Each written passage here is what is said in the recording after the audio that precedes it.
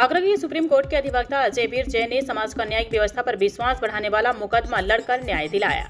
आगरा संवाददाता बहादुर सिंह बता दें कि आगरा के सुप्रीम कोर्ट के अधिवक्ता अजय वीर जैन ने समाज को न्यायिक व्यवस्था पर विश्वास बढ़ाने वाला मुकदमा लड़कर न्याय दिलाया।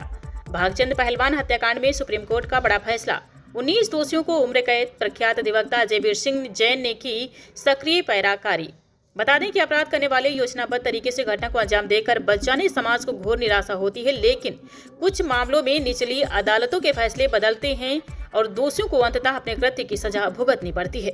समाज का न्यायिक व्यवस्था पर विश्वास बढ़ाने वाला एक ऐसा ही अपने समय का चर्चित वाद भग्गू कुछ बंदिया उर्फ भागचंद पहलवान हत्याकांड का है, जिसमें सुप्रीम कोर्ट ने जबलपुर हाई कोर्ट ने इस फैसले को पलटते हुए निचली अदालत के द्वारा दिए गए फैसले को बरकरार रखा। 11 जुलाई 2003 को घटी हत्या की घटना में अभियुक्तों को दोषी करार देते हुए आजीवन कारावास की सजा सुनाई थी।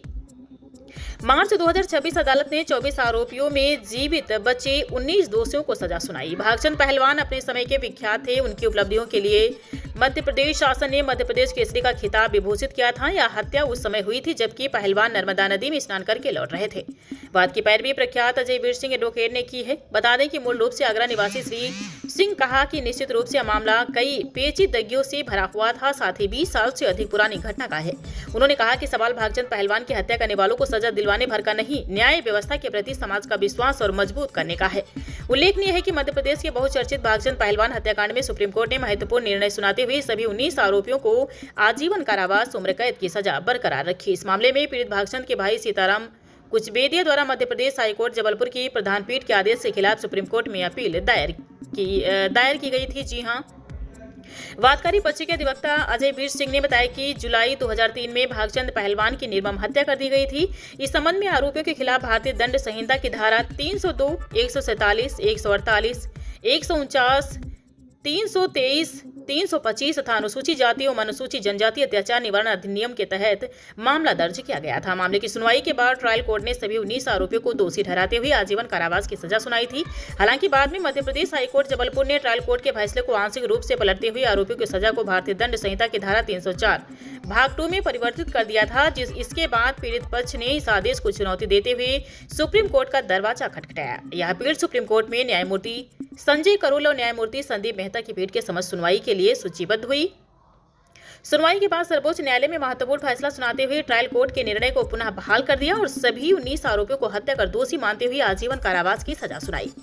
साथ ही अदालत ने सभी दोषियों को 8 सप्ताह के भीतर आत्मसमर्पण सरेंडर करने का भी निर्देश दिया है।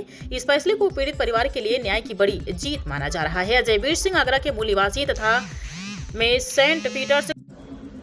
ये अभी एक बड़ा इम्पोर्टेंट मुकदमा सुप्रीम कोर्ट ने डिसाइड किया है और इसके इस जजमेंट में एक बहुत ही इम्पोर्टेंट डिस्टिंक्शन किया है। अभी ना मध्य प्रदेश हाई कोर्ट ने एक फैसला दिया था सन 2010 में।